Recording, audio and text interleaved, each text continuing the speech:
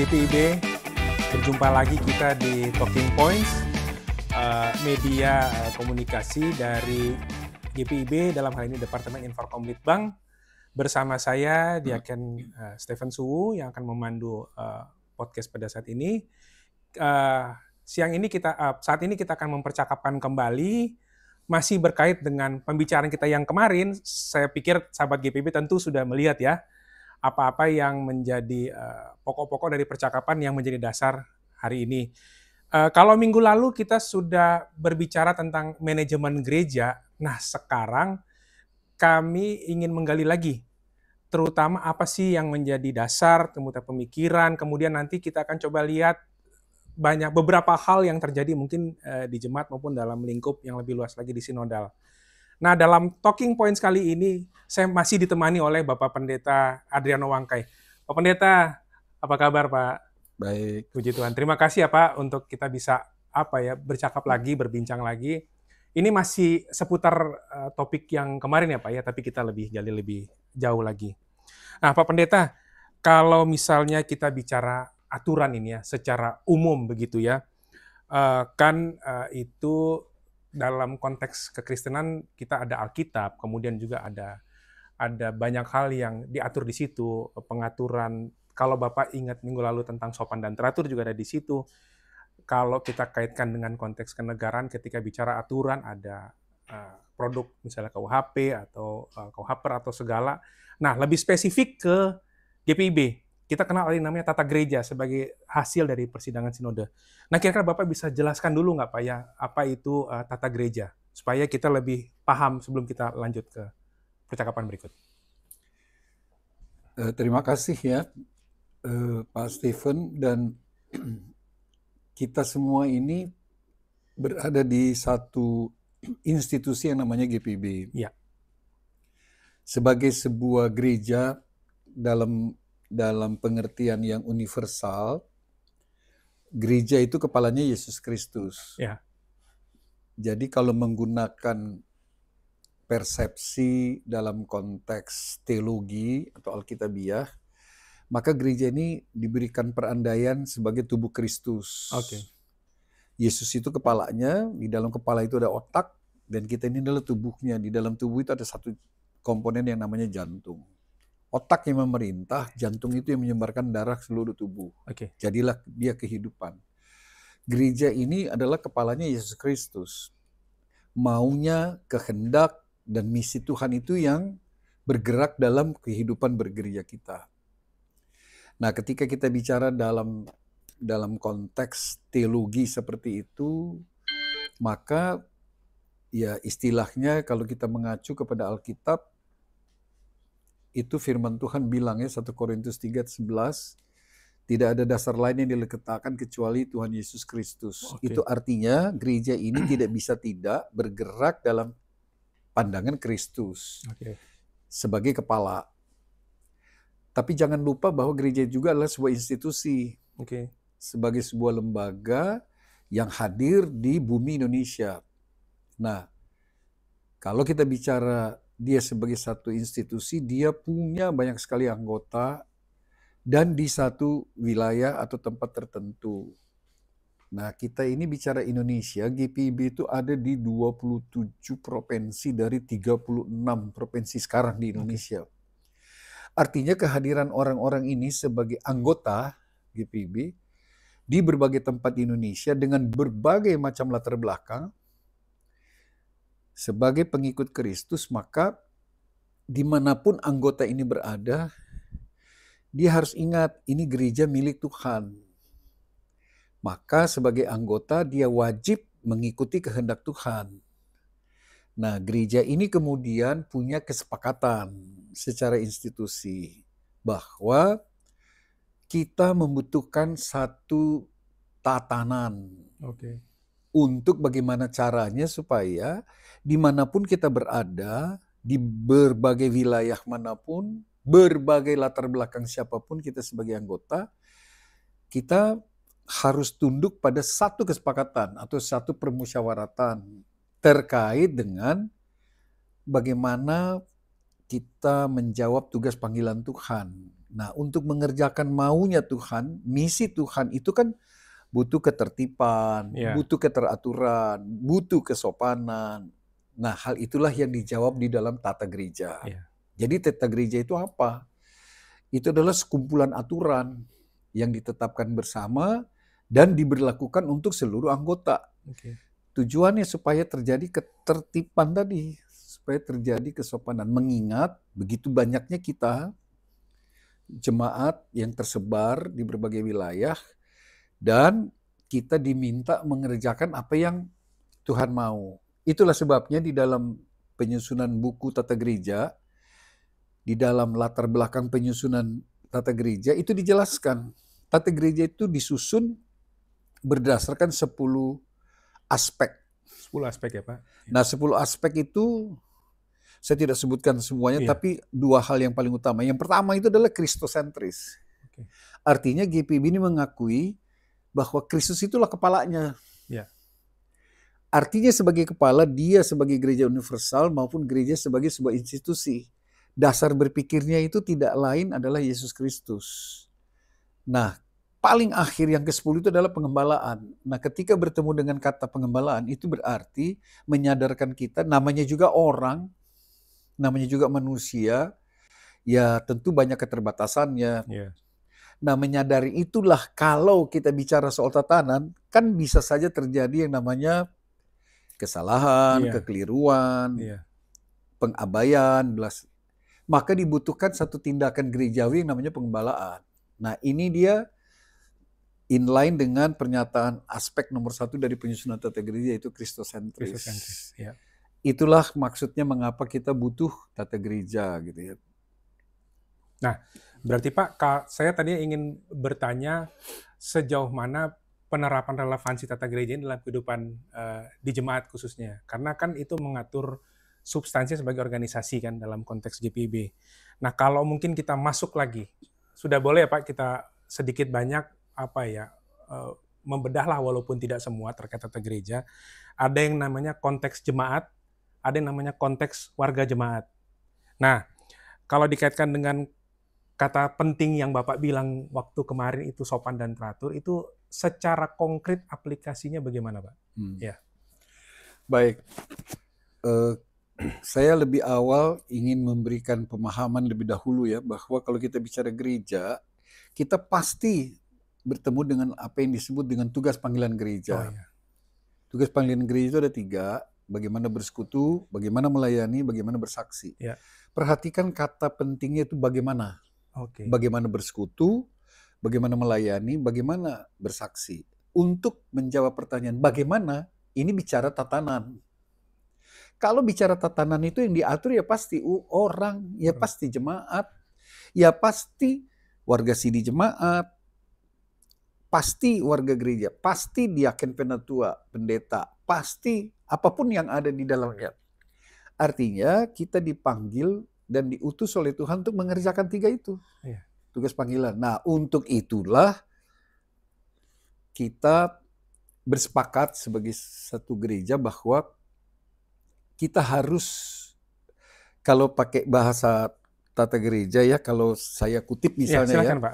Di dalam tata dasar GPIB tahun 2000, tata gereja GPIB tahun 2021, di bagian tata dasar ya, khususnya di halaman 35, itu kalimat paling akhir, itu dinyatakan seperti ini. Demi menata kehidupan bergereja untuk melaksanakan pelayanan yang tertib, teratur, dinamis.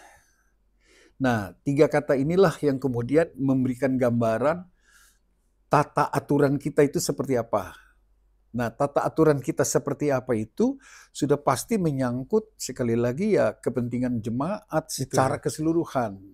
Maaf, gereja ini bicara tentang jemaat, bukan bicara kepemimpinannya.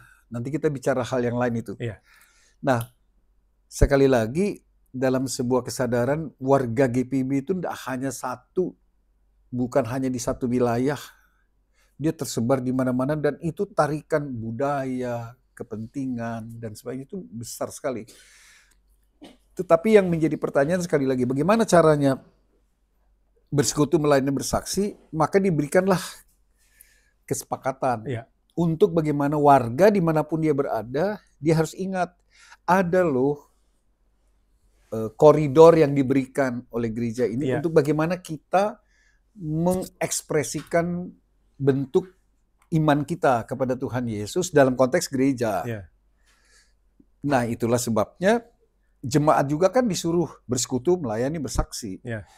Nah, untuk bisa mengerjakan semuanya itu adalah aturan yang di dalam GPIB itu, aturan nomor 1 yang disebut peraturan pokok nomor 1 sesudah tata dasar.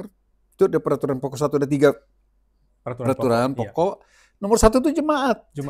Nomor 2 itu persidangan sinode, nomor 3 majelis sinode. Nah, mengapa jemaat itu didahulukan? Ya itulah gereja. Kata eklesia itu bukan hanya berarti kuriakon, kuriake, tapi juga berarti dia dipanggil Tuhan untuk menjadi satu. Kata satu itu bukan hanya satu pikiran, satu perasaan, tapi juga satu tindakan. Lah, tata gereja ini harus memberikan arah yang benar, arah yang tepat untuk bagaimana kita berjalan bersama dalam pengertian sunhodos. Jadi, nah disitulah kita juga bertemu dengan sistem namanya. Di GPIB, seperti ciri umumnya gereja reformasi Protestan, anggota PGI, dia punya ciri yang paling fundamental, yaitu sistem pemerintahannya disebut dengan presbiterial sinodal. Presbiterial sinodal, jadi 2 kata, presbiter dan sunhodos. Nah, pengertian presbiter sinodal itu Tuhan memanggil warga jemaat yang direpresentasikan lewat jabatan diaken, penatua, pendeta. Nah, itulah yang disebut sebagai presbiter dalam versi GPIB. Nah, itulah jadi mewakili atau representasi dari warga jemaat, dia bersepakat untuk mengerjakan apa yang Tuhan mau dikerjakan lewat tadi bersekutu, melayani, bersaksi. Jadi begitu persepsinya terkait dengan konteks tadi ya Pak, jemaat dan warga jemaat. Dan warga jemaat. Nah, sahabat GPIB, sebelum kita lanjut, mungkin dari sahabat GPIB ada yang belum subscribe di channel kita GPIB Indonesia. Yuk, mari kita subscribe supaya kita bisa mengikuti terus perkembangan-perkembangan yang terjadi dalam konteks digitalisasi di jemaat dalam hal pemberitaan atau komunikasi seperti saat ini. Bisa juga sahabat GPIB melakukan komen di kolom di bawah. Nah, Pak Pendeta, tadi sudah mulai masuk nih, saya mulai dengar ada kata presbiter. Artinya ada pendeta, ada diaken, ada penatua. Nah, kalau secara organisasi itu kan masing-masing di jemaat itu tata gereja tadi bertugas untuk mengawal, memberikan rambu begitu ya. Nah, kalau ketika mereka berkumpul dalam yang dinamakan sidang majelis jemaat, di tata gereja kan juga tentu diatur. Nah, apa hal-hal yang mungkin Bapak bisa sampaikan? Karena kalau kita lihat kan ada namanya SMJ reguler, itu triwulan biasa, tapi ada juga SMJ khusus. Nah, tentu kita pasti di jemaat berbeda-beda ya ininya, pemahamannya, tetapi kita memberikan edukasi bahwa tata gereja itu di dalamnya juga mengatur hal SMJ tadi ya Pak. Mungkin Bapak bisa lebih menerangkan lagi Pak. Ini bagus ya pertanyaannya. Saya ingin menjawab secara esensial. Jadi kalau kita bertemu dengan istilah presbiter, dalam pandangan GPIB, presbiter itu adalah diaken, penatua, pendeta. Sekalipun dari sudut teologi itu yang namanya presbiter itu diaken tidak masuk. Misalnya seperti itu ya.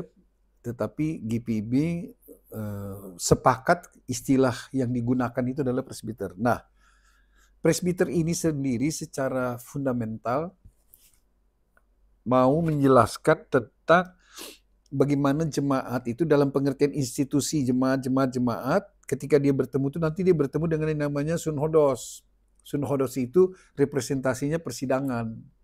Nah, persidangan itu ada di GPIB itu hanya ada 2 lingkup, yaitu lingkup jemaat yang disebut SMJ, sidang majelis jemaat, dan sinode, majelis sinode, atau SMS, sidang majelis sinode. Nah, pada hakikatnya sidang majelis jemaat itu adalah wadahnya jemaat untuk berpikir, merencanakan, dan bagaimana mengaplikasikan tugas panggilannya di masing-masing jemaat. Jadi aturan kalau dari sudut tata gereja ya, SMJ itu wadah pengambilan keputusan secara organisatoris di lingkup jemaat. Nah, di dalam lingkup jemaat itu jenjang yang paling tinggi dalam perangkat pengambilan keputusan itu SMJ.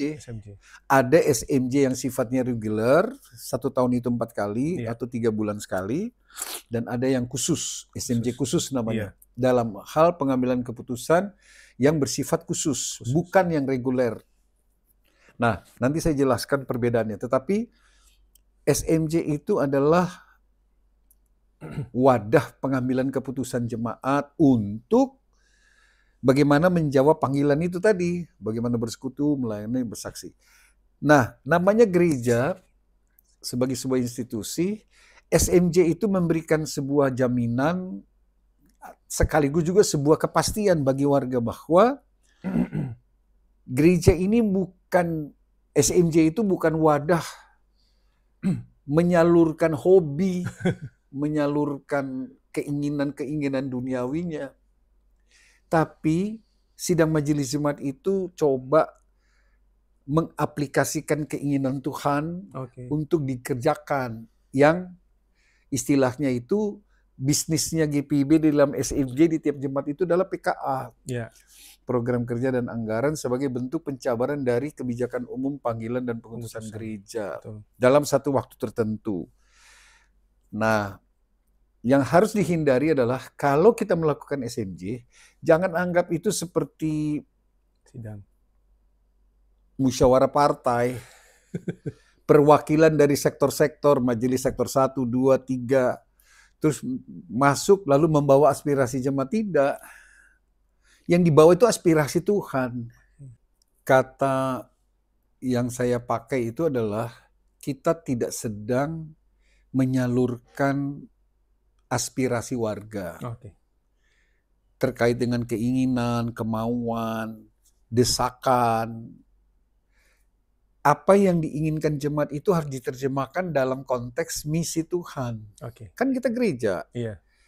Pertanyaan apapun yang dilontarkan sebagai sebuah usulan dari warga jemaat secara sektoral atau secara kategorial, yang dijawab itu dalam konteks Tuhan maunya apa. Supaya GPIB ini bukan jadi organisasi massa. Ya itu yang saya katakan tadi, bukan musyawarah partai. Lalu seperti di DPR maka itu disampaikan di pleno. Tidak. SMJ itu bagaimana kita meramu keinginan Tuhan berdasarkan kebutuhan-kebutuhan. Yang kalau kita kaitkan dengan misi gereja, terkait dengan kemiskinan, terkait dengan penderitaan, terkait dengan solidaritas. Nah, itu yang kita baca untuk kemudian kita jawab melalui musyawarah yang disebut dengan SMJ.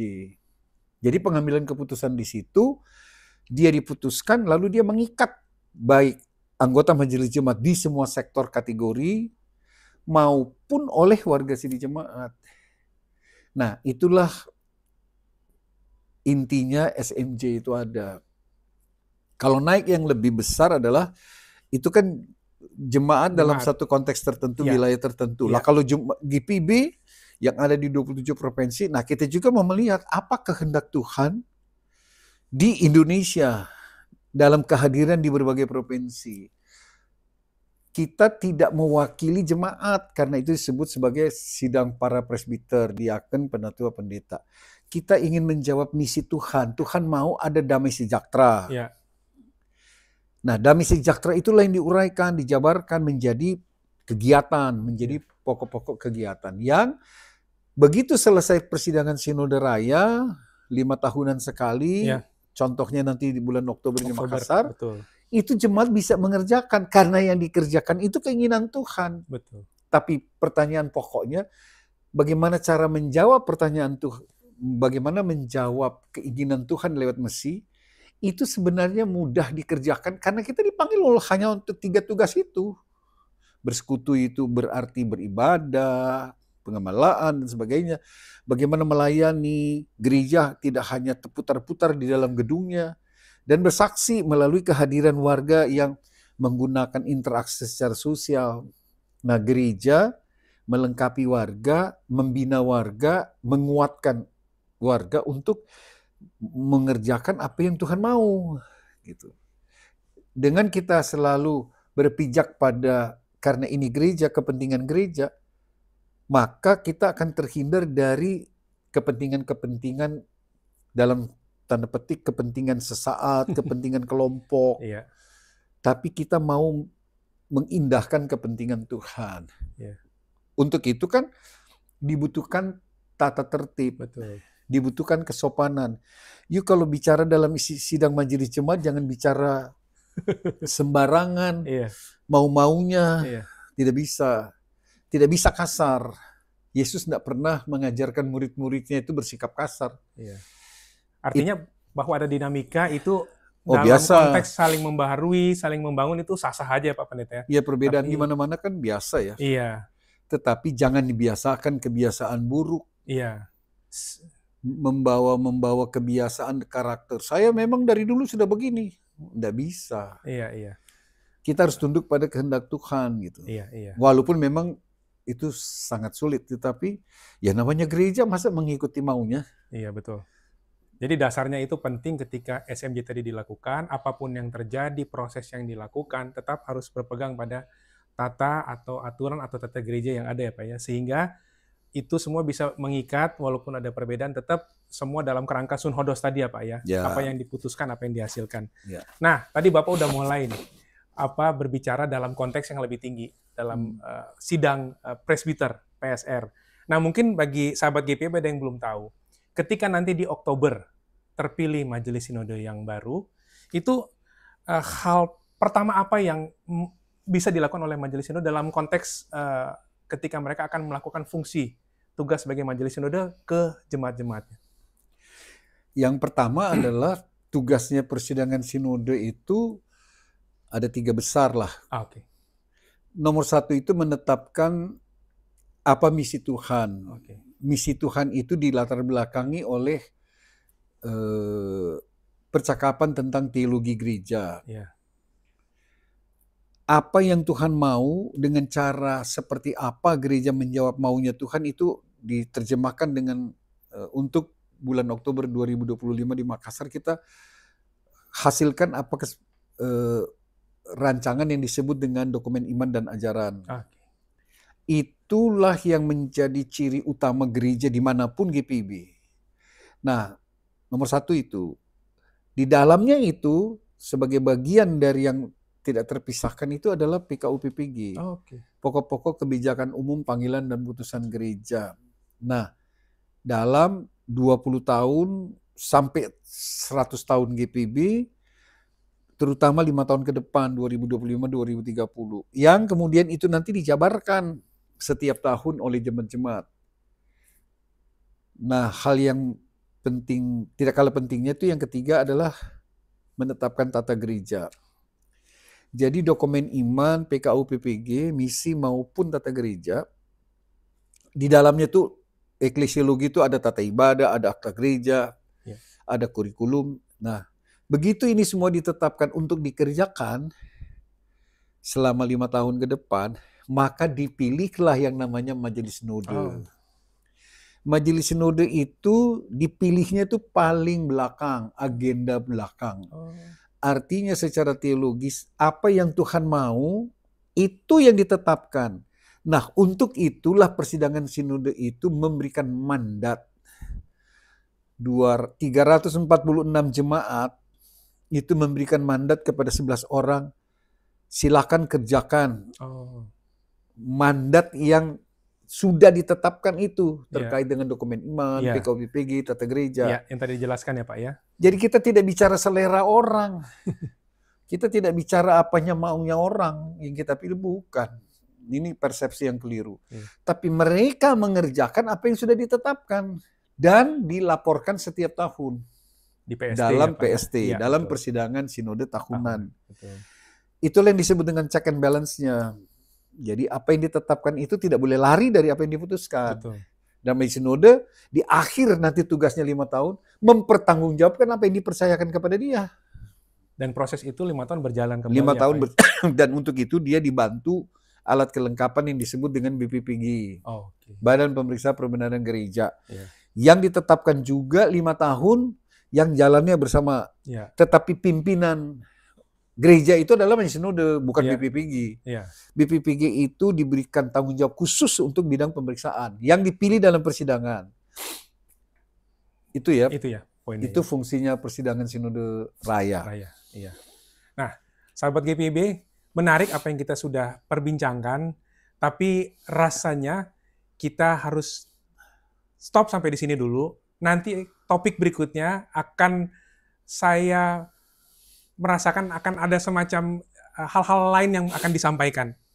Tunggu saja nanti pada tayangan berikut. Dan seperti tadi saya sampaikan, jangan lupa untuk like, subscribe, juga komen di channel YouTube TV GPIB. Sekali lagi di channel YouTube TV GPIB. Pak Pendeta Wangkai, terima kasih nih untuk percakapan di edisi Talking Points kali ini. Nanti kita akan jumpa lagi di subjek berikutnya dengan bahasan-bahasan yang pasti menarik juga ya Pak Pendeta ya. Salam hormat kami Pak Pendeta. Terima kasih. Shalom. Demikian Talking Points edisi kali ini. Terima kasih sahabat GPIB. Tuhan memberkati.